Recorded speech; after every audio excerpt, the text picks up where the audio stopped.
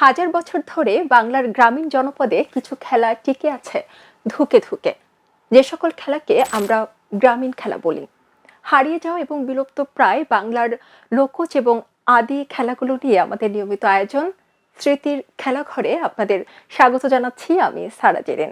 একটা খেলার মাঠ, কয়েকজন বন্ধু আর ছুটে চলার অদ্ভুত আনন্দ।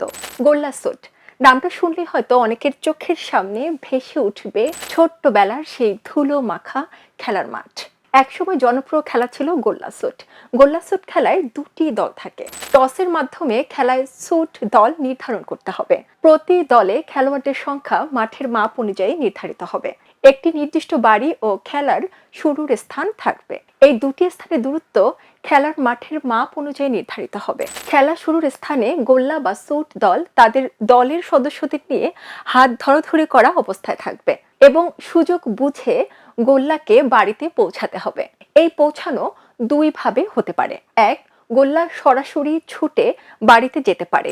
দুই, দলের পাকা খেলোয়াড় ঘরের সঙ্গে দূরত্ব কমানোর জন্য ছোট ছোট নতুন গোল্লা তৈরি করবে। এরপর গোল্লাকে বাড়ির দিকে নিয়ে আসবে। বিপরীত দলের কাজ হচ্ছে অপর দলকে বাধা দেয় এবং তাদেরকে স্পর্শ করে মেরে ফেলা। প্রতি দল 20 মিনিট করে খেলবে।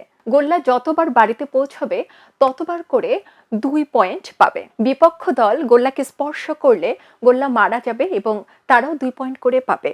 এভাবে দুইটি দল 20 মিনিট করে খেলার পর যাদের পয়েন্ট বেশি হবে তারাই কিন্তু এই খেলায় জিতবে। বর্তমান সময়ে প্রযুক্তি ও অনলাইন গেমের প্রভাবে হারিয়ে যাচ্ছে সেই ছোটবেলার স্মৃতি মাখা খেলার গল্প। তবে আপনারা আমাদের সঙ্গে থাকুন, আমরা আপনাদেরকে নিয়ে যাব সেই ছোট্টবেলার স্মৃতির খেলাঘরে। দেখা হবে আগামী পর্বে। খবরের কাগজ, নিখাত, নির্ভীক, নিরপেক্ষ।